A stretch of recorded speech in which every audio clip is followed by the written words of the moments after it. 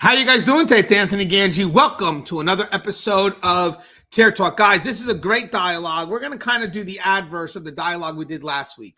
Last week, we talked about 10, I'll give you the exact title. These 10 things that will get you fired. This is going to be 10 initiatives that will help you have a successful career in corrections. Basically, in corrections, we're looking for people that pick up the ball, especially in moments of ambiguity, and just start decision-making. I mean, that's the key. Not only do they pick up the ball when no one else is picking up the ball, but they also know when to give the ball up. That's another part of taking initiative, when it's time to pass the ball over. And the title for this one is 10 initiatives that will help you become a successful corrections officer. Me, Russ, and Joe have been working together to come up with this list of 10. Again, nothing's all inclusive, but we figured we did cover a good gamut of things that we may have touched on before, but there's a lot of stuff that we haven't touched on or that we could re-explore. But real quick, guys, if you haven't, books are on the market. Inmate Manipulation Decoded is available on Amazon. This book is used for training all across the country. This book does what it's supposed to do. It helps you in dealing with the games that inmates play. So if you guys are interested in getting this book, please pick it up at Amazon. Link to that is in the description. We also have How to Succeed in Corrections, Lessons Learned While Working in a Prison. This book got tons of information that will help you navigate a good, successful career in corrections, everything from the management side, leadership side, all the way down to the tactical side. And this book doesn't just have advice from myself, but there's also quoted passages from other people who have walked the walk, and it's just got tons of advice. You guys got to get your hands on this book. Now, this book is available through Blue 360 Media, and the link to that is also in the description. This book also came out a little bit smaller, but tons of advice. I mean, this book is really just jam-packed. And again, same thing. It's got passages, tips, very tactical, some leadership stuff, but this is more towards the tactical side. It's called Tips for New Correctional Officers and Their Supervisors. It's a quick read, but when I tell you that this book has tons of advice, guys, you can read it once, but you're going to have to go back in and read it again. There's just tons of tidbits. And it's not just for myself. I also have other professionals as well who devoted a quick little passage before my passage. And right now I'm being told that this book is already being used in a mentoring program, I believe at a county jail in Florida, which that kind of makes my day. And again, this book is available through Blue 360 Media, and the link to that is in the description. And I'm currently working on a leadership book with a little sprinkling of some correctional stuff in there as well, of course, because that's my knowledge. That's where my heart and soul is. So that book is meant to be a daily reader. I am about 3 days behind, but it's not bad. But I will tell you this. What makes these books hard is coming up with topics that we haven't kind of done so many times. Like when you see these books here, these books complement each other, and either they add new topics or they look at an older topic through a different lens. The book I have right now that I'm doing, I'm trying to create topics that we haven't discussed before or a different perspective to it that hasn't been touched on this side of the books I've already done, so we can go ahead and have just this arsenal of new information. And it gives people a chance to, one, if they want to buy the book on its own, it's great, it's a good standalone, but more importantly, it's meant to complement. And I am in so much of the weeds of coming up with these topics that it's hard for me even to find help right now, because these are things that have not been explored before at any level. So I'm excited, but it's also a little bit weary on the mind, because every day I'm trying to stay committed to doing one, but the amount of research or time it takes to try to figure out what topic we can explore becomes quite challenging. But once it's done, I sometimes I send it out, not always, but I send it out if I'm questioning it, and it gets really good feedback. So I know I'm on the right path. All right, so let's get Russ. What's up, Russ? Hey there, Anthony. How's it going, sir? Good. Hey, Russ, you mind introducing yourself to our audience? Of course. My name's Russ Hamilton. I'm a former and now retired sergeant from California Department of Corrections and Rehabilitation. I've also been a senior juvenile correctional officer. Currently, I work for a private company where we do reentry and rehabilitation work for a local probation department and a local county jail, where I'm the case manager. I am also the founder of Keepers of Chaos, which is on Facebook, spelled with a K. And we address, the needs of correctional personnel at all levels and in all of the various departments to try and bring forth, the things that you need to be that consummate professional and give you some things that will keep you safe, etc. And thank you, Russ, for all you do. Now we also got Joe. What up, Joe? Hey, what's happening, guys? Joe, do you mind introducing yourself, please? Yes, sir. My name's Joe Pomponio. I'm a retired lieutenant from the Texas Department of Criminal Justice, or better known as Texas Department of Corrections, of 29 years and 6 months. I'm currently working in our local sheriff's department in the jail division as an assistant jail administrator and a panel member here for Tier Talk. Joe is in administration now. Back in the saddle again. And I just want to mention, it's not what everybody thinks, is it, Joe? No. People have, I wish people would know that, but it's good to see someone like yourself, Joe, move up through the ranks and achieve that status, because you were a leader as a frontline member. Even though you may have the position of a leader, you've always been one. So it's good to finally see that recognition and then giving you a position where now you have the authority to kind of carry out a vision and a facility that trusts you enough to do that. That's pretty awesome. So, yeah. And I just want to say, so we don't leave Russ out. Russ, I want to congratulate you on changing inmates' lives. Okay, now, so I'm hoping this video gets the traction like the last video did. I thought it was a great suggestion from Russ where we noticed, hey, this did well. This was something that people had interest in last week where, of course, we don't want people getting fired. It picked up some interest. So we thought that kind of have a little positive note. What are things to do to keep you more successful?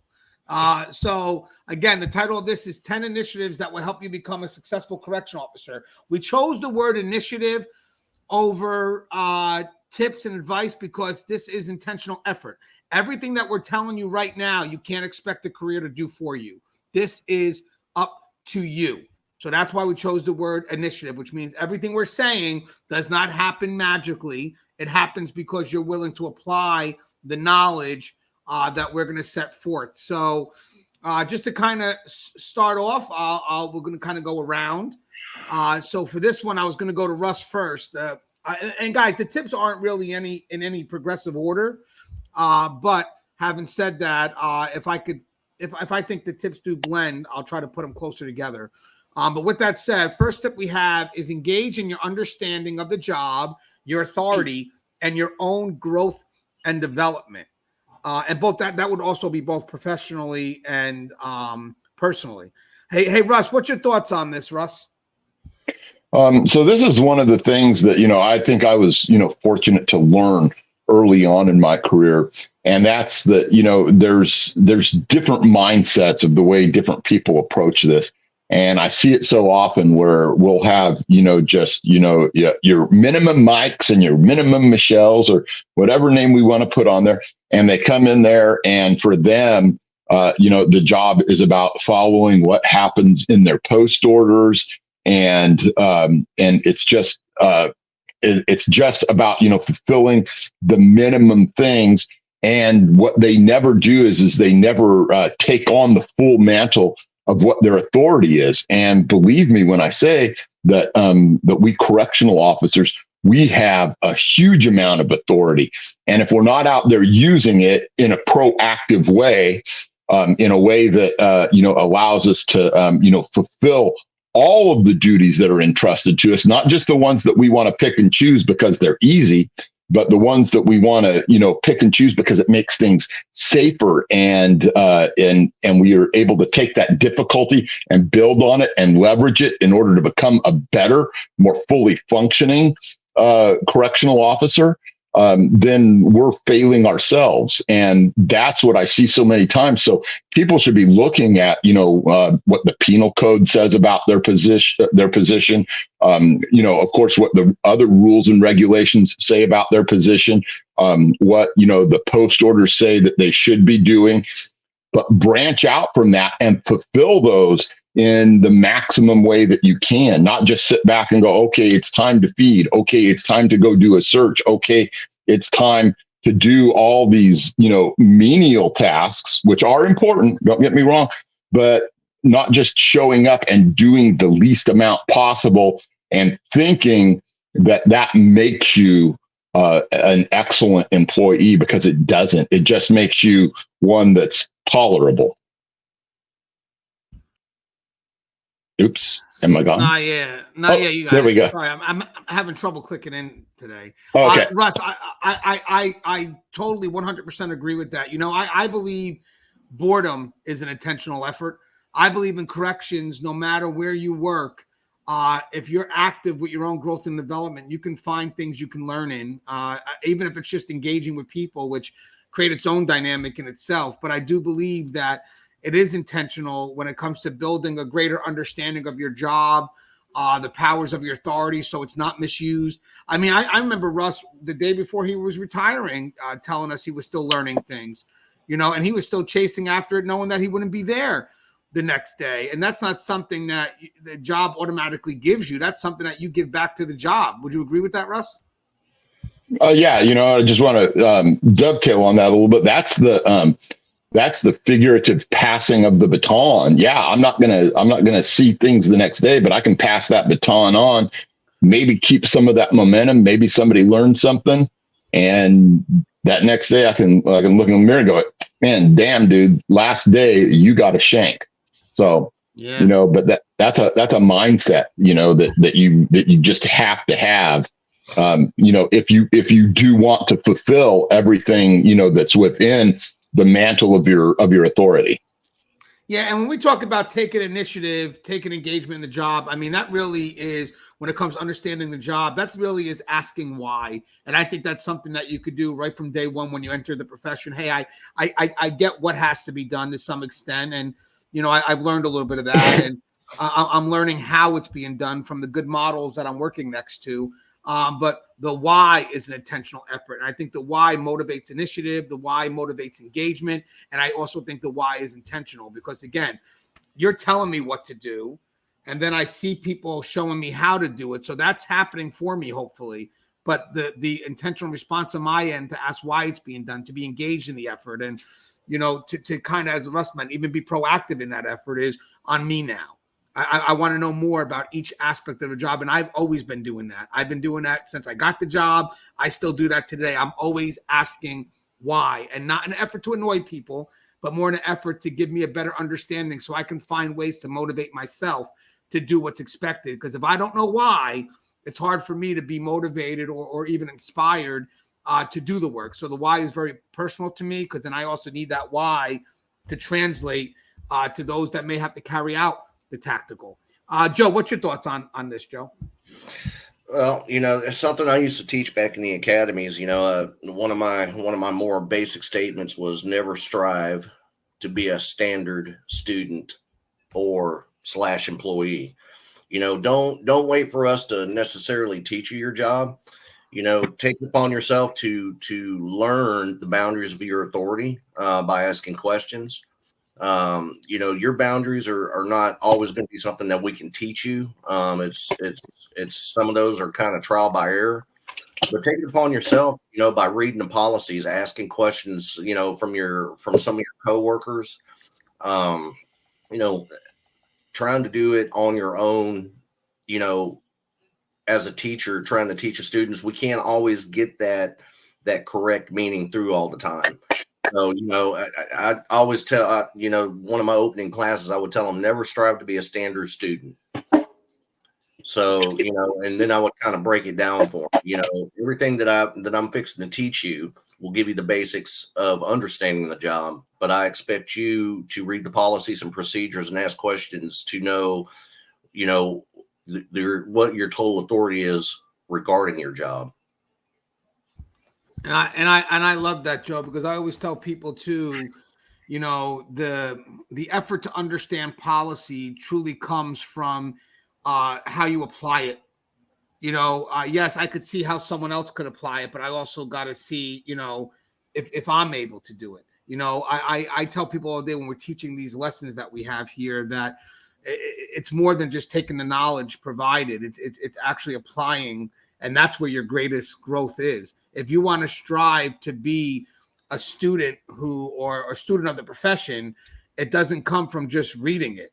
It comes from the next step, which is the courage in applying it. And to be honest with you, we do need more of that when it comes to applying outside thinking that's outside the box. We have a lot of people that also pigeonhole themselves to the procedure of what policy may demand, the procedure, and they're afraid to make the choice to think outwards. And it's like, yeah, but it may be needed at that point. And that's where, when you start getting comfortable with leaning on the policies and procedures as a way to kind of move you forward or refuse to do something, you start to stop growing yourself.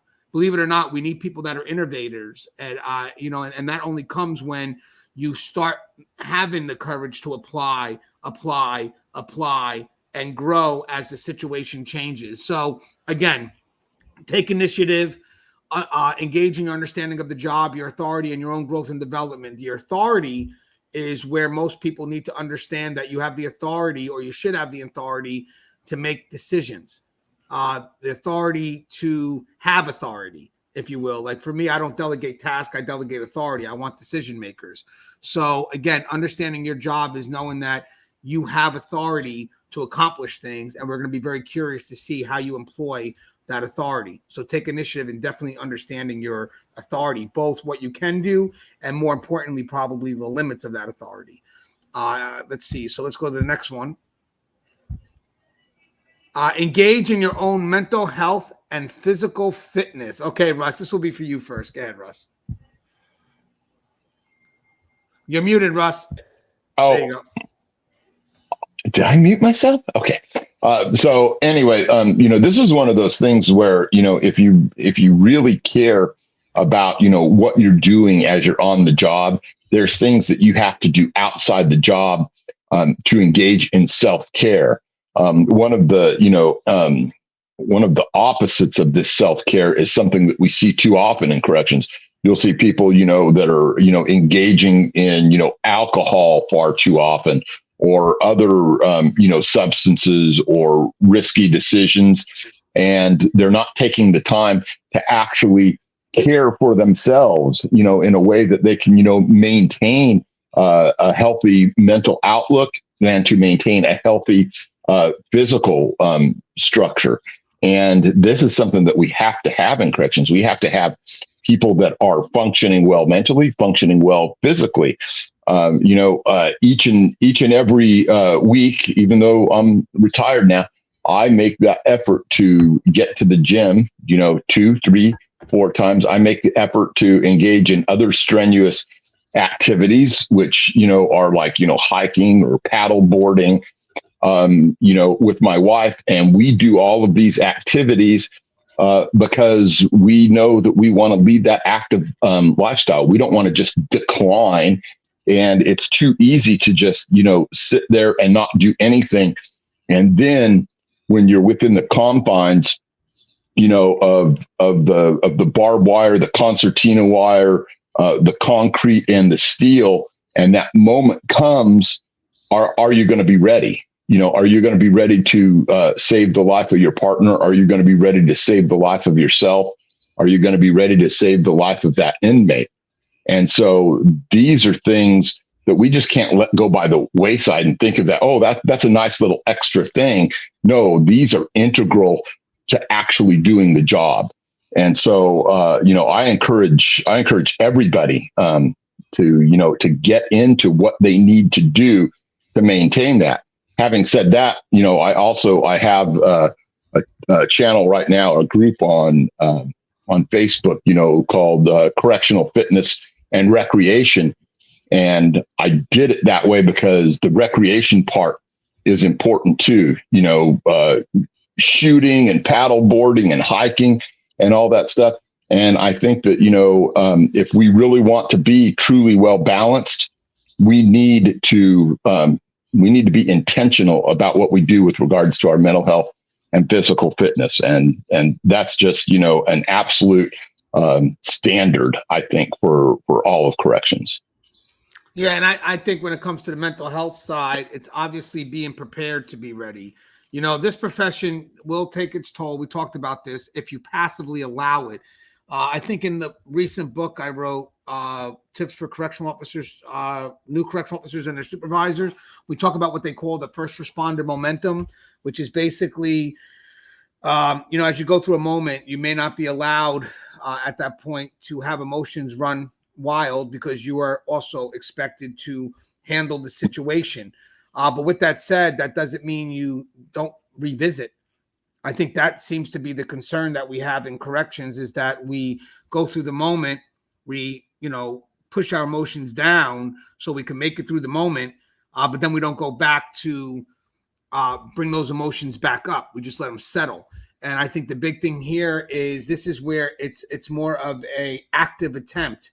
I know a lot of people right now, when it comes to their mental health, and guys, people may not want to hear this, but this is just a perspective.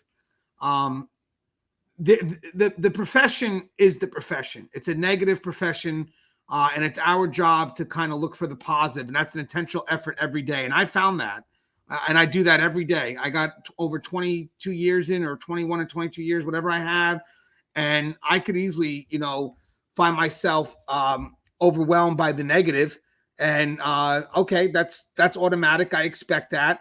Or I could go in and find something positive each time I'm dealing with the negative, just for my own sanity. And that doesn't mean that I create a world that doesn't exist. It just means I look harder for the stuff that is positive within that world. So a lot of times when I see people that are going through the mental health concerns, and they have a way of blaming, what they were taught and all this other stuff. And it's like, okay, but, we all go through these moments. I get it. But what are you doing to fight back?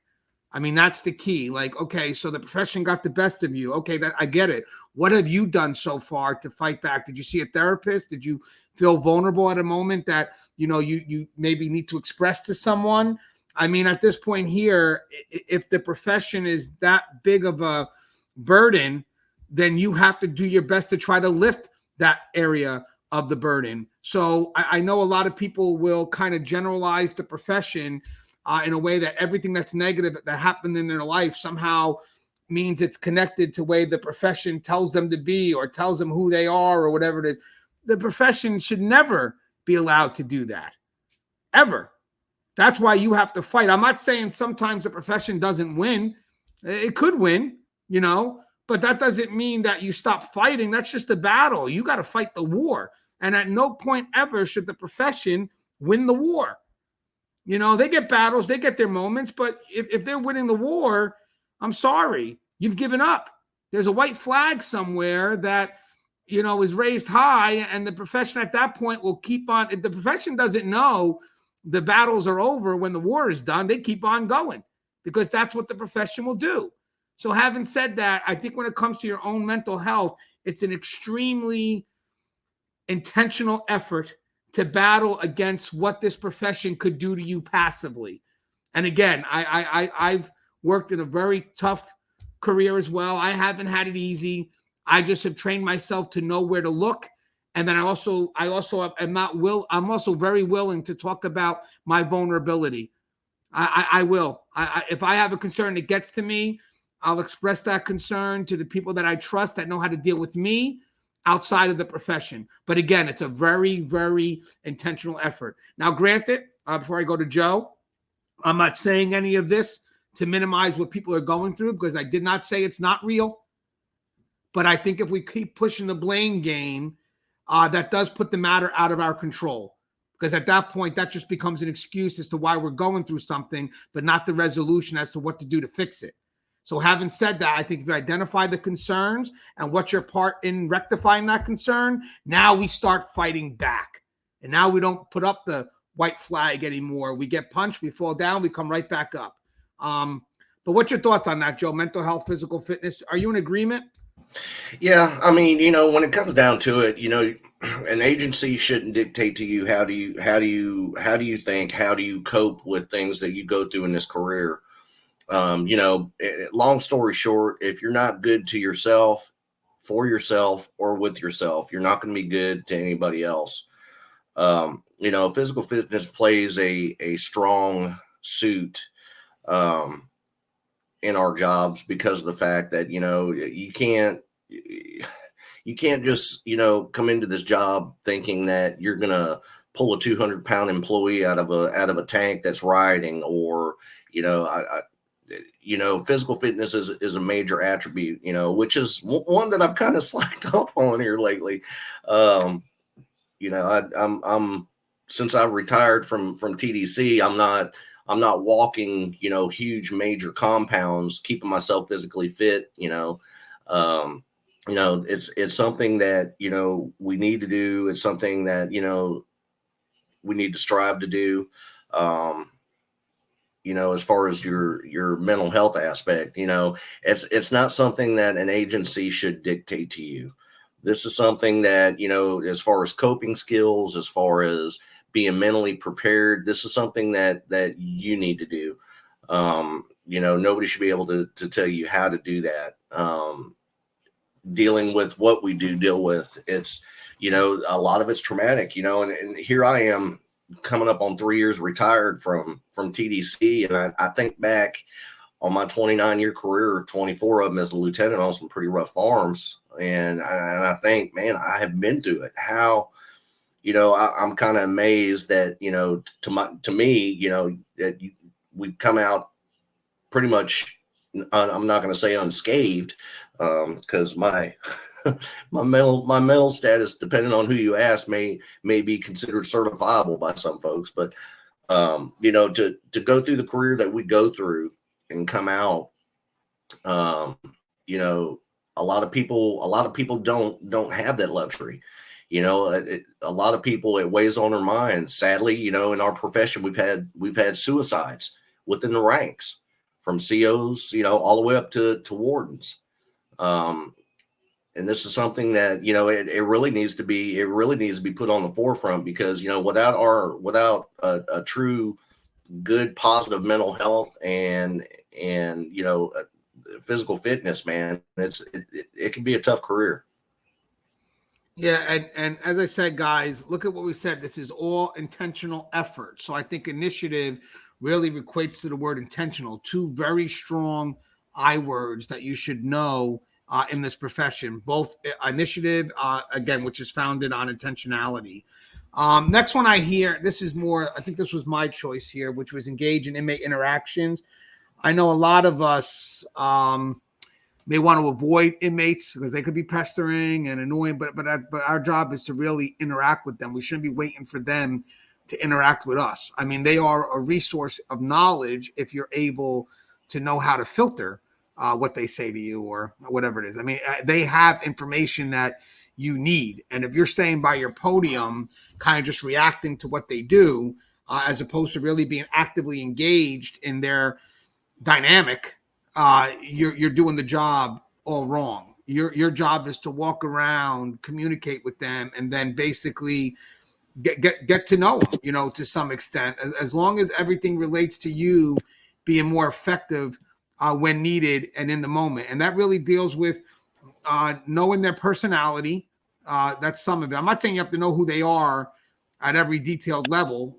That's not what I'm saying, but knowing their personality, knowing their demeanors, stuff like this, where if there's a change, it becomes observable. And then also when it comes to the verbal communication, I know a lot of people, I mean, I wrote a book on inmate manipulation, right? And the reason why I wrote that book was I didn't think there was enough training that was being provided on that topic. So what I did was I took advantage of a gap, and I did it because I thought it was necessity.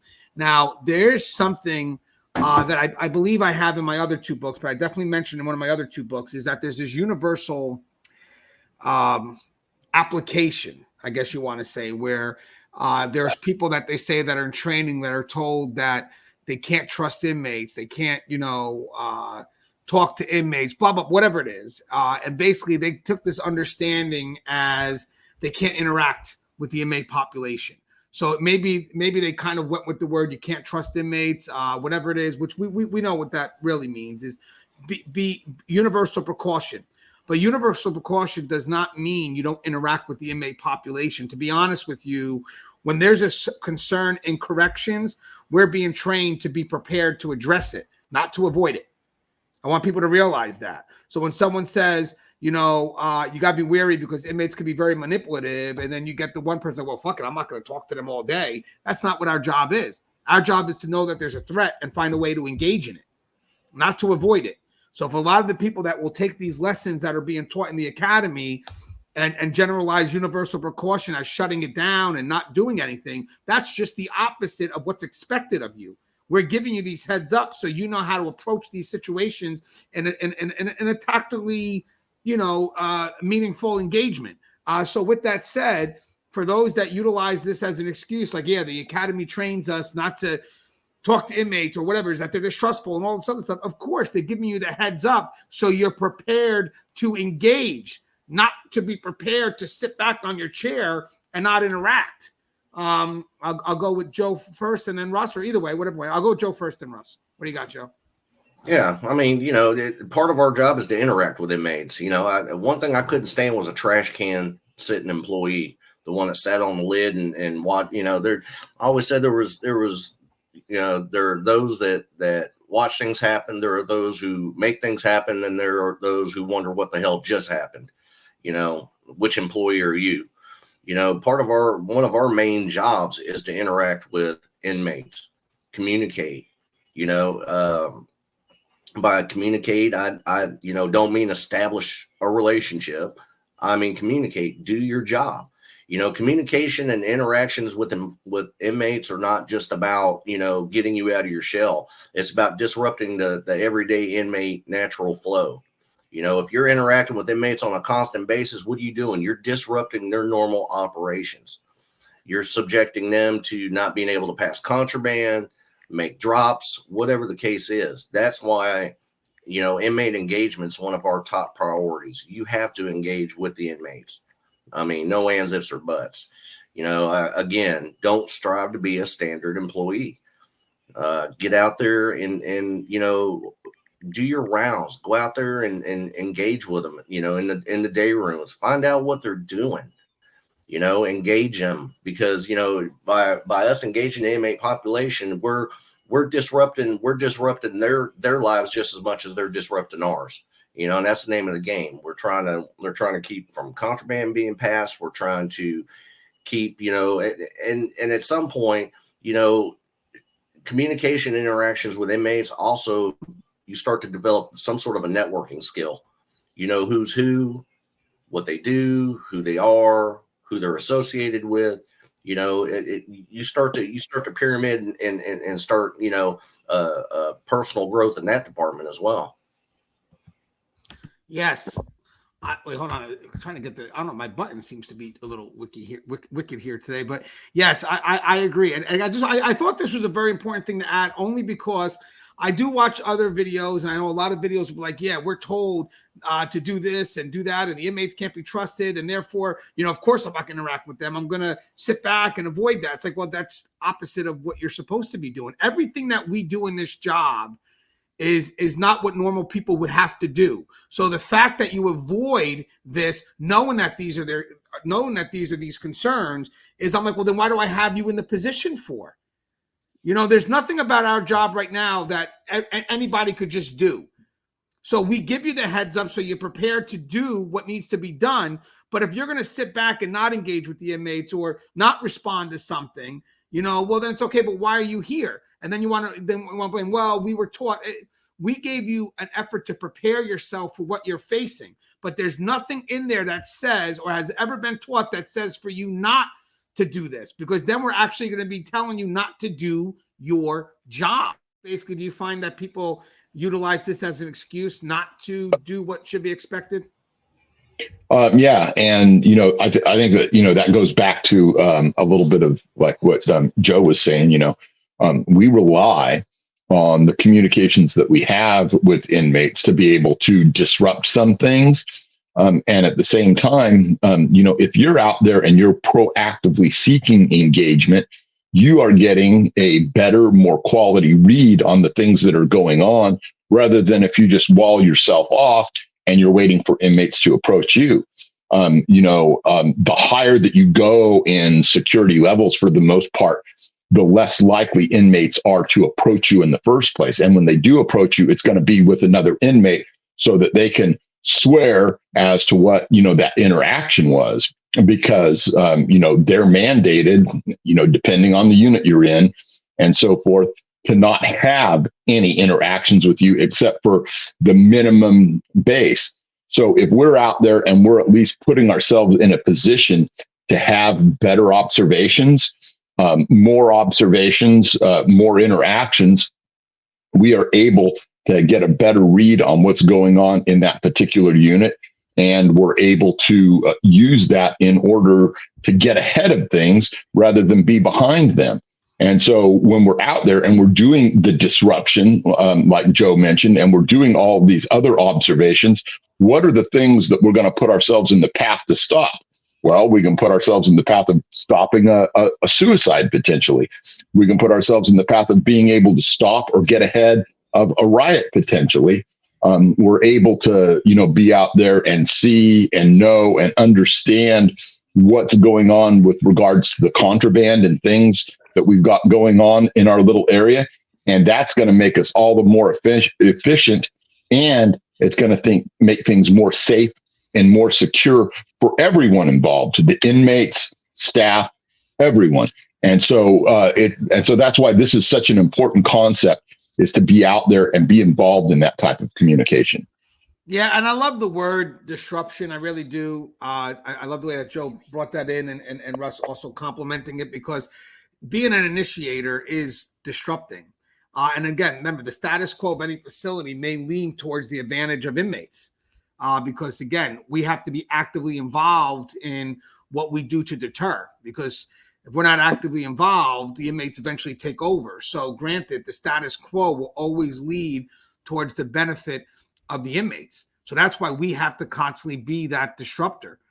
We have to be that disruptor, because if we're not disrupting shit's going to happen.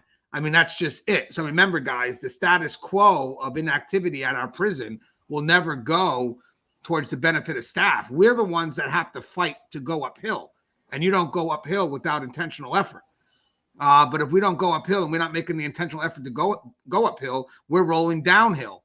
And unfortunately, downhill is never in our favor, because here's the funny thing. As we're rolling downhill, they're coming uphill. So now I thought this one was a good one, Russ, that you mentioned. Now, by the way, intentional effort or initiative is all about proactivity. We get that.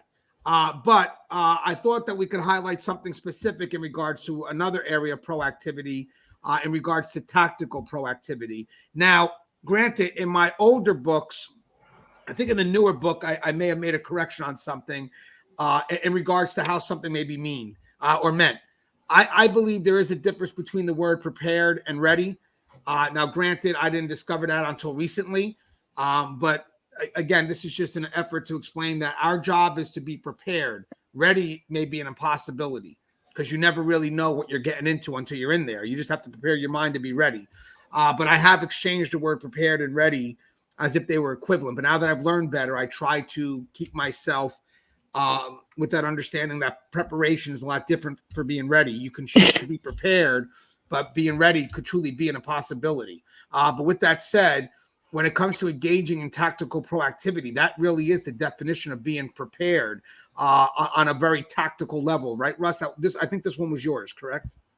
Yes. So, when we talk about being prepared, and being able to, put ourselves into a position where we're able to achieve not the optimum outcome, because I don't think that we're ever going to get there, because we would have been able to head that off if that was really going to be the case, but put ourselves in a position where we're able to have a better outcome, or maybe even the best outcome for that particular situation. It means that, we're serious about the work that we're doing. And that means, a level of preparation that goes beyond, showing up and taking the morning briefing. That means that we're ready, as we talked about just a couple of initiatives ago. We're physically ready. We're mentally ready. All of our gear is ready to respond in that fashion. We have our mental game, not just the mental health aspect, but our mental game, which is part of responding to things where we know where our resources are going to be. We know where our escape routes are. We know where potential choke points might be that we might have to fight our way through and do things like that.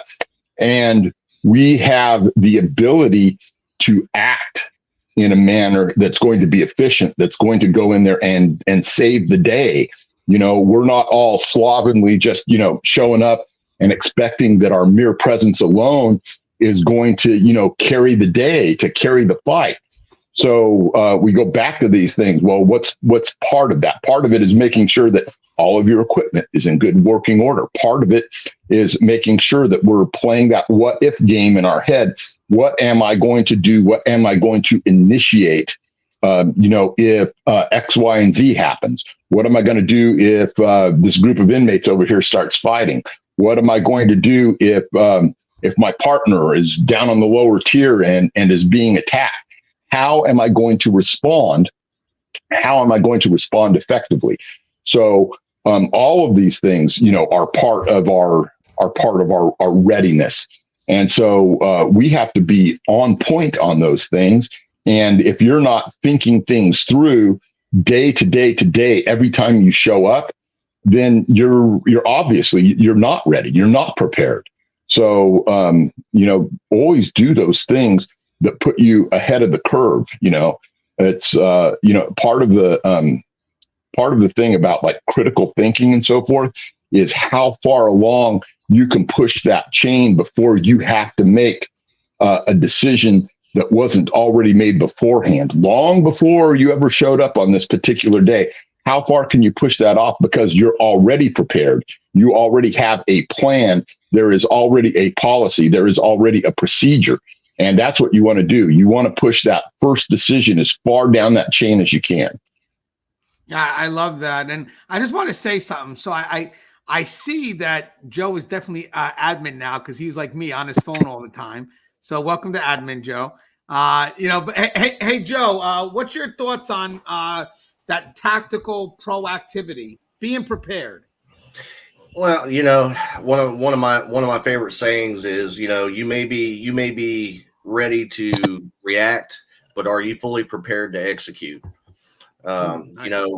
For me, it was more lean towards the supervisory end of it. For an example, every day at shift briefing, I would call out, the 5 people that'd be on my 5-man move team if we had to do a cell extraction or if we had to suit up for any reason. They would know who the camera operator is. They would know who the handcuff guy is, who the leg iron guy is, who's going with the hand with the weapon. To me, that was being prepared to execute. We're always ready to react to something, but being fully prepared to execute is where the challenge comes in. And that's something that, a lot of the officers need to be, thinking on their own without us, telling them, in the event that I have to suit up, do I know how to work the video camera? Have I been, properly trained and practicing on how to apply hand restraints, leg irons, sometimes even a belly belt? It's never a perfect science. Most times things will go through the way they should. And sometimes, if you're not prepared to execute, sometimes it turns into a Three Stooges episode. It's something that, again, trial and error, something that we always learn from. And that's why I always use I use that quote, ready to react and prepared to execute. I like that. Russ will be right back, by the way. There he goes. So I guess my thoughts on this is that when we have an issue, and I'm kind of doing the Monday night quarterbacking because that's what we do in administration. The big thing is I always look for our time and response. How long did it take us to get to a certain area? And obviously, we kind of know the layout. We have some understanding of the expectations of how long it takes to get people suited up. So we usually have a generalized understanding of a forgiveness of a certain amount of time to get from point A to point B. But if by chance it is way beyond the usual accepted time frame, then we usually go back and say, well, what happened? And usually what happens relates to the preparation. Maybe they couldn't get somebody to a certain room in time, or lack of resources that were made available. There was too many incidents happening at once and people were spread thin. I mean, whatever the case may be, understanding, when you have a situation, what causes a delay, we could have many reasons for it, and that's legit. Reasons are legit. Excuses aren't. So if I have reasons for why something's not happening because, maybe there's things in other areas and the time response isn't where it should be, but we have reasons, behind that, that's good. But what does become an excuse is when you don't have those reasons and it's lack of preparation. It's just the person was not ready when they needed to be, maybe because they didn't have their radio on them when they were touring, because that happens. Regardless, just know that there's a difference between excuse and reason. Reason I get. Excuses, trust me, liability-wise, they won't hold weight. Now, speaking on that topic, this kind of crosses into, let me just get this in there. Engage in critical thinking and decision-making.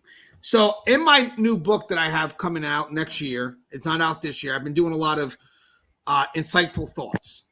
And this one's March 10th, so it's a thought I actually just recently did. I want to read it off to you, but it's about the importance of decision making. Now, granted, we just touched on critical thinking when Russ was talking about being tactically proactive, which is 100%. It's the what if game at the highest level of possibility. And guys, even management plays the what if game. I mean, you may have front line playing the what if game in a very tactical manner. Basically act, respond, act, respond, act, respond. Sometimes you have people that understand the bigger picture from that frontline level and they're more strategic in their what if game.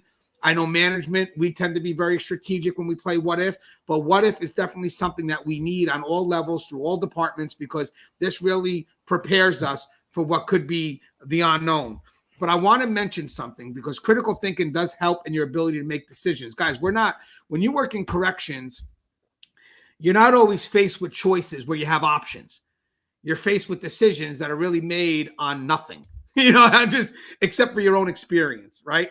So with that said, the reason why I thought this was important and why you want to take the initiative on this is because corrections is a fluid world. It's forever moving. And this is what I want to add to that.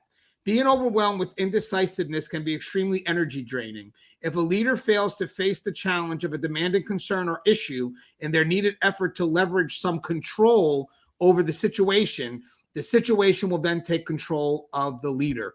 Most people understand that decision-making is not a perfect process, but with that said, it does establish control.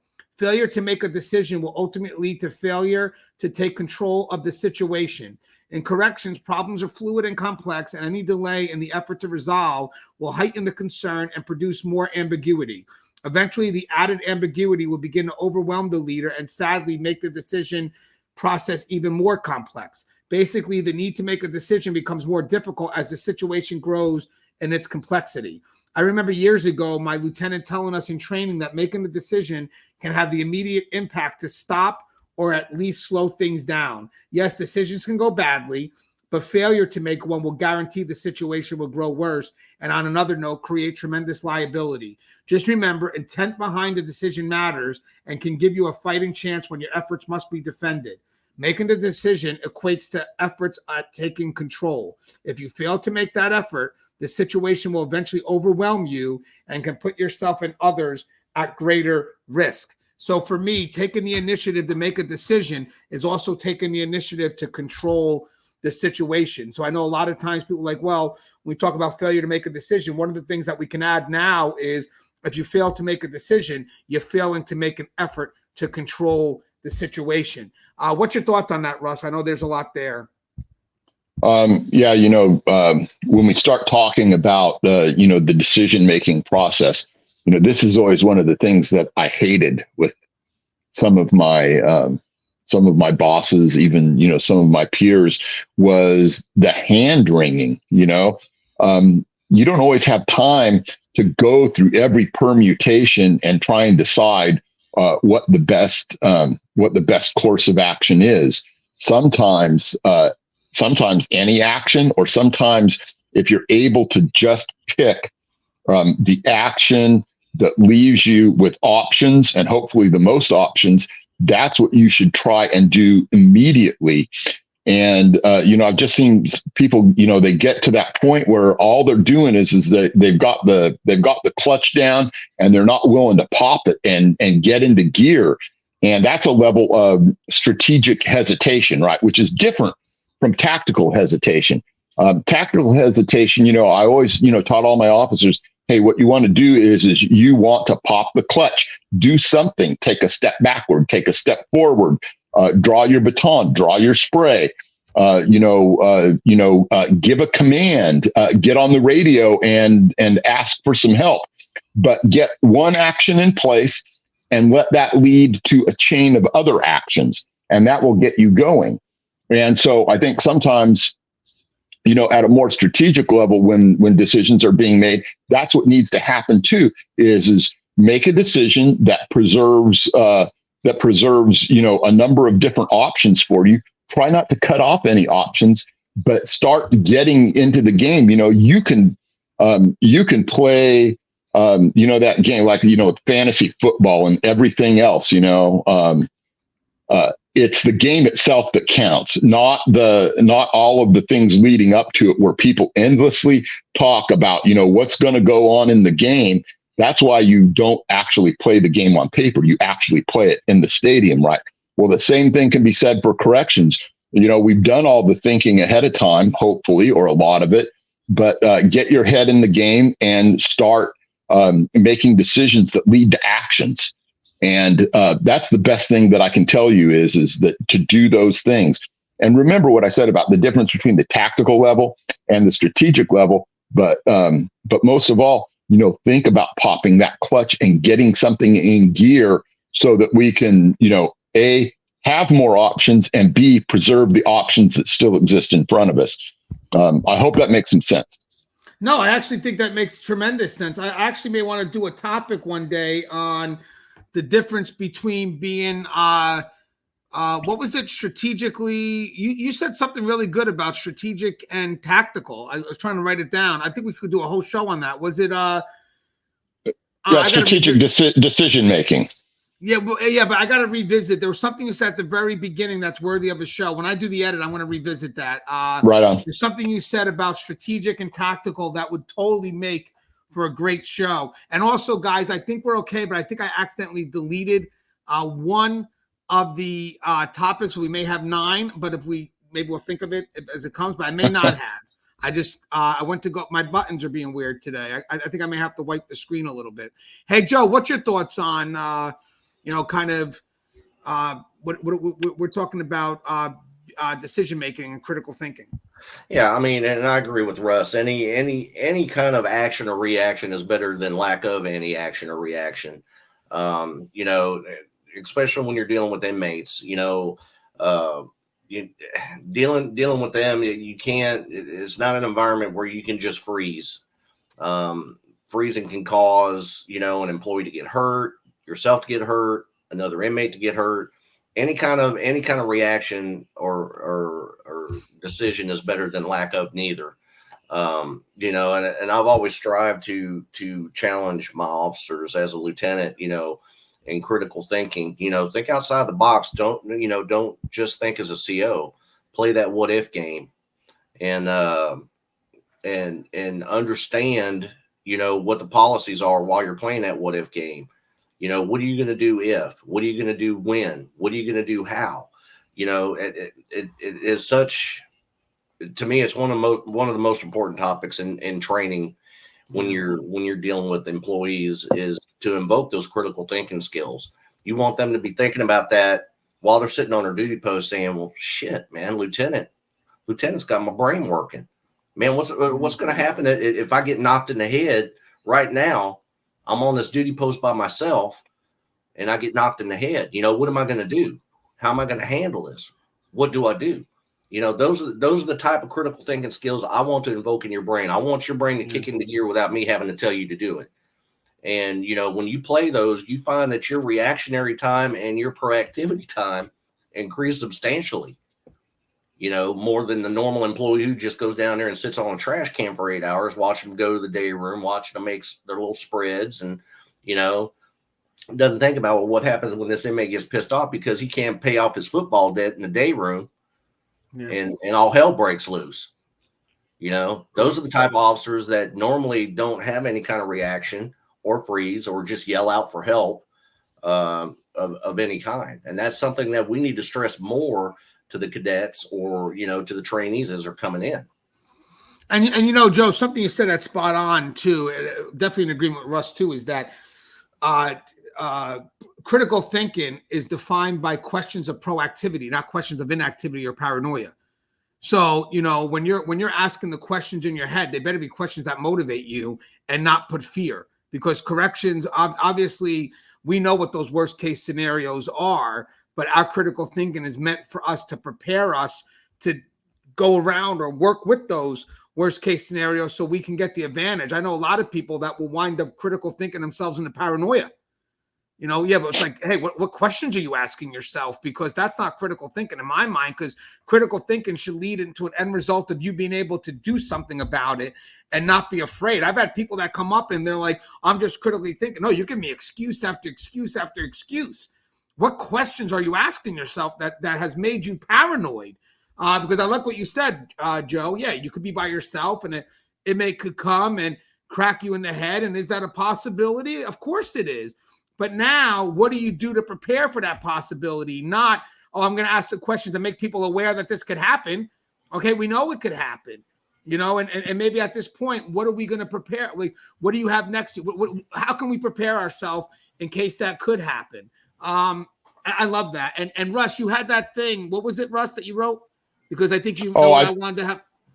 Yeah, when I talked about, strategic hesitation versus tactical hesitation. Yes. Is that what you? Okay. Yes. That is something I think would be a crazy dialogue. I don't know if it's going to get a lot of views, but man, what a way to kind of bridge the leadership and the tactical side. I think that would be a great dialogue that we could just explore. I would love to see where that goes. And by the way, when we do these dialogues, guys, we never know what we're going to talk about. We just talk about the points and we see where the dialogue goes. So I don't even want to, I want to see where that dialogue goes, because I already feel the urge to kind of get done with this and do that one. But we'll wait. Maybe we'll talk about that later tonight. But I'm excited for that one. Okay, so Russ, you mentioned in being engaged in the routine work. And I love this because obviously the routine work gets rather monotonous, and it's the first thing that it's definitely not recognized. So people start to lose value on the importance of it. And that comes from all levels, from management to front line, because we're doing it every day and it doesn't stand out. But yet, you know, if we do this extra thing today, that does stand out. So I think being engaged in the routine work is totally intentional, because a lot of people may not be reminded of the importance of the routine work until it's not being done. So we do have to have an intentionality of the importance of it and being engaged with, hey, I got to do a tour every half an hour. I'm going to do my tour every half an hour. And I do think it does take intentional effort, because one thing is, the reason why I also think it takes intentional effort is because if you keep on doing it, you could lose out on the seriousness of it because you're doing it every day. So I think each tour has to be treated as serious as if it was your first tour. You know, you could lose out on the monotony, or the energy gets lessened because of the monotony of it all. The monotony of, 99 tours are going to be okay, but the 100th one won't. Okay, but that doesn't mean that 99 tours you don't give a shit about. No, you got to have that energy straight through. So, Russ, what's your thoughts on that? And then we'll go to Joe. So, one of the terms that I kind of coined, or at least that I've used a lot, is, the complacency of routine. We want to be able to engage in what our routine is in a meaningful way. And I don't think that there's anywhere that it's more evident than that, when across the country, seems like, every, 1 or 2 weeks or 3 weeks or whatever, you'll see where somebody botched a count. Our counts are very routine. but they are absolutely essential to what we do as far as maintaining safety and security, especially for the public, because, the public safety is job one. It's not to rehabilitate inmates. It's not to, make sure that they get all fed on time. Truly, public safety is job one. And so we have to keep them inside the walls in order to make sure that that's going on. So when you decide that, hey, this is just routine, this is just rote, and you go up there and you flash a light in the cell, you see 2 lumps on the bunks or whatever, and hey, that's good enough. Well, is it? I have seen tragic outcomes, based on that type of thinking, where we've just decided that that's gone on, and it's, cost people their lives, it's cost people their jobs, it's caused people their health, it's caused people their mental health. And I mean, even just recently with some of the things that I've been through, even though I'm technically retired. So I think that you have to look at being proactive in your engagement of the routine work, whatever that entails. And one of the big ones, and the easiest one to point out, though, is that thing about counts. But there's a lot of other things. Your searches. What are you doing with your searches? Are you, walking by and looking around and just kind of like not even trying to think about where something might be hidden? Are you, just doing that when you pat down an inmate, or are you getting in there? Are you making that search meaningful? Is there value in that search? Do you actually stand a shot at detecting something? Because I've seen officers all the time. Maybe they don't even touch the inmate. Boom, boom, boom. And what is the purpose of that? So we have to be engaged in that. We have to make sure that the things that we do in a routine way maintain value, and that value has to be safety and security every time. Safety and security.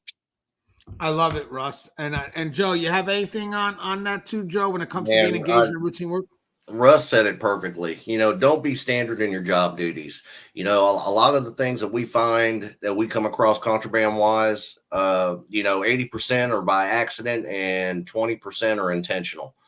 If you're doing random pat searches like you should be, it frees up, it curtails the level of contraband flow, weapons flow. Don't be routine in your job duties. Don't be complacent. It'd be like seeing an offender come down the hallway. He's got something in his pocket, but you're like, fuck it, I'll let Gangi get it at the crash gate. He'll see it. He'll deal with it. Mm-hmm. Don't be that employee, because that could be a knife that could be meant for Gangi.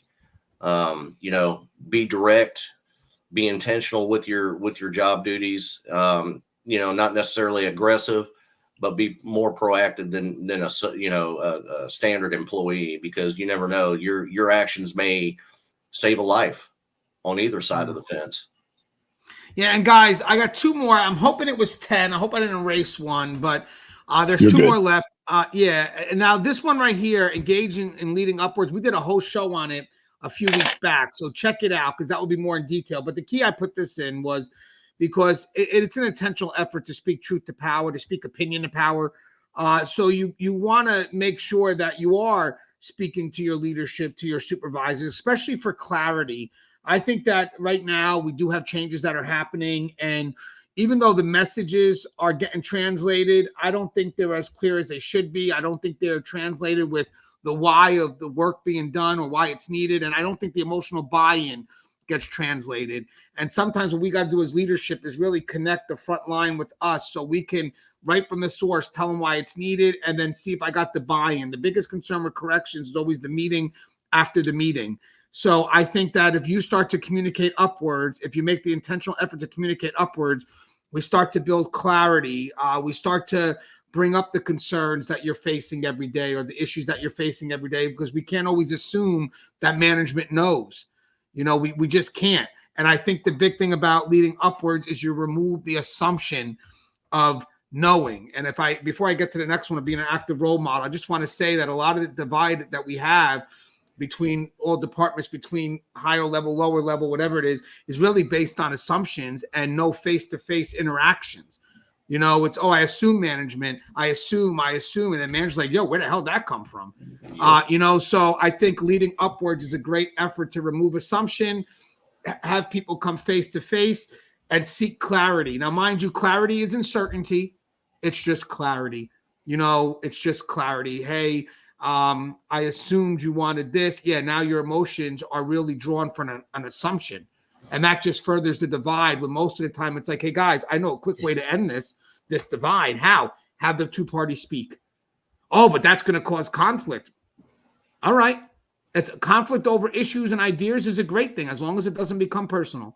So I wanted to speak through that one because we've done that. We had a whole show on that. But now the last one, and this came from Russ, I think this is a great way to sum up everything, is engage in being an active role model. Guys, if you're able to do this, I mean, this is definitely going to be seen in your behaviors. So Russ, I think this is something we're losing out now because we have a lot of senior staff that we don't have the people exemplifying, you know, the good core values, the stuff that we held on dear. So, I mean, how important is it for us to kind of be that active role model, even if we're slightly disenfranchised? Yeah, you know, this is one of those things where, you know, if you're involved in active eclecticism with regards to trying to choose, you know, who you want to pattern yourself after, and you make the right choices, this can go a long ways toward furthering your career. And I'm not talking about promoting and that kind of thing. That kind of comes with the territory, but furthering your career in a way that you become more effective and more active. You know, when I first got to San Quentin, man, there were some of these guys out there, especially guys on the squad and things like that, who, I mean, they could just go in and find shanks and all kinds of contraband. And I wanted to be that type of individual. I wanted to pattern myself after them, right? There are also a lot of people out there, and I wasn't necessarily conscious of this at the time, but who were always the negative types, you know, but they were always cracking wise. Oh yeah, man, I'm out there. I'm living the dream. Right. And now I look back and I think, well, what does that mean exactly? Do I want to pattern myself and just, you know, wisecrack and denigrate? Not that there isn't some room for a little levity and a little humor and that kind of thing, but is that the page I always want to be on? Is that the way I want to treat my career?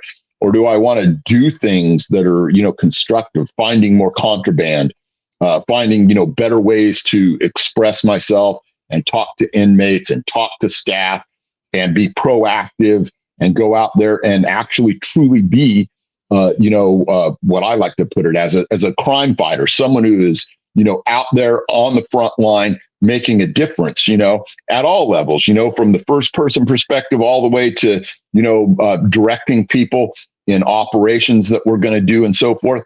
And, you know, taking a little bit from all these different people that I see in things that I admire and have a reason to admire because they show value in being, you know, a competent correctional professional, and then trying to take those things and blend them into me in a way where I'm able to be the best corrections professional that I can be, you know, and not admiring and just, yeah, I want to be that guy who doesn't give a fuck. I mean, where is the value in that? So I think that that's what I want to do. I want to be eclectic and find all of the best of everything that I can and bring it into myself and make sure that I'm well-rounded. I love that. And Joe, what's your thoughts on that, being an active role model? You know, we've all had that period of time where we wanted our correctional career to be meaningful for us as individuals. But, you know, as you mature with the agency, as you mature in your profession, as you mature as an employee, you realize that your dedication and your meaning is better suited for other people. You know, like I said, I wanted it to mean something for me, but, you know, towards the end, as I, you know, on my last probably 10, 15 years, you know, I wanted my career to be meaningful for you. I wanted my career to have an impact in your life because you were able to learn something from me. And that's what it should be about. It shouldn't be about the boasting, shouldn't be about the bragging, shouldn't be about, it shouldn't be about any of that. It should be, what lasting impacts did you leave as a role model on your coworkers, on your subordinates, and for that agency.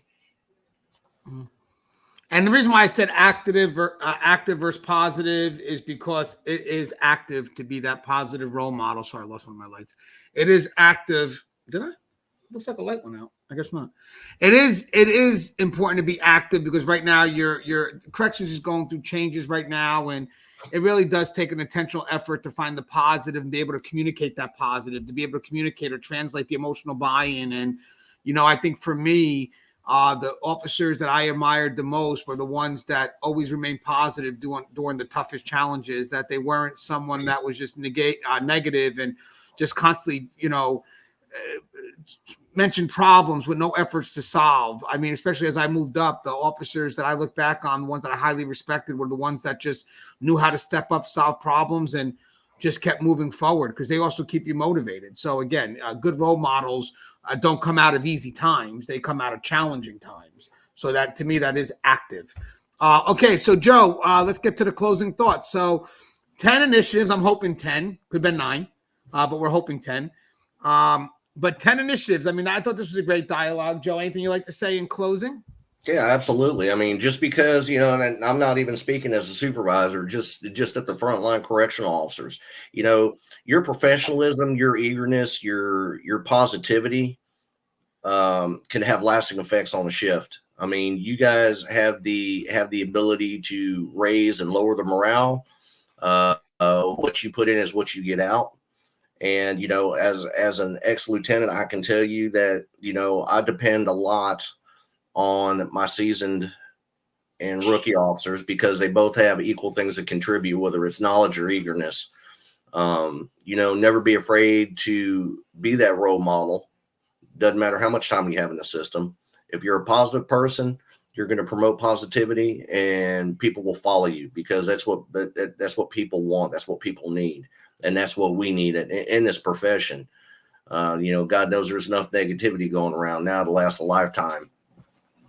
Be that person to strive to have an impact on somebody else. It may not be a huge thing, maybe little things, but being able to have an impact on somebody's career is more meaningful to me than any accolades I could get on my own. So, with that, take care of each other, be safe, and get after it. Love it. And Russ, any final thoughts? This profession, it takes something from you, but it also gives back in a lot of ways. And so, I think like when I look at, the prices that I paid versus what I received in return, I'm good with it. But I think that the only reason that I can feel that I'm good with it is because I, had some intentionality about what I was doing. I think that I was, able to help my staff. I think that I was able to, make a difference in safety and security, and in their lives in some, small measure. I think that if you watch what you do, this does not have to be a job where there is a net negative. Like I said, there is, a price that you may have to pay. I think that I've been impacted in some ways, mentally that are negative. But on the other side, I think that, I've reaped great rewards. The people that I've worked with, the things that I've learned about myself, the things that I've learned about other people. And, I wouldn't trade it for anything. And, now that I'm, on the far end of my career and being able to look back and, help other people along the way, maybe the price that they pay will be a little bit smaller. And maybe the things that they're going to, earn and the rewards that they're going to get from this will be a little bit greater. And so I hope that people take what we've done here today, under advisement and really apply it in a positive way to their lives. Yeah, there's a lot of good information. I would just end on this, and we kind of touched on it. To initiate is intentional. The intentionality really equates to your amount of effort, which is something you can control. Obviously, you can't control outcome, but you can control effort. So, having said that, people that are intentional with their career, because this ultimately is being intentional with your career, like Russ said, there's a greater satisfaction because your effort's behind it. That's something you can control. So at that point here, I think the people that wind up leaving this career successful and having pride is because they were intentional with it, because they know going into the day they left that they gave this profession everything that they possibly could. And that really does find itself in the success behind initiating what needs to be done. So again, the key here is picking up the ball. There's two things here. Picking up the ball in moments of ambiguity, because that's what we deal with in correction, a lot of moments of ambiguity, but then also taking the initiative when to pass it off is another bit of the balance. As always, guys, the show is Tear Talk. If you haven't, please subscribe, interact, engage, comment, hit that bell. Bell's going to notify you every time I post a video. Stay safe.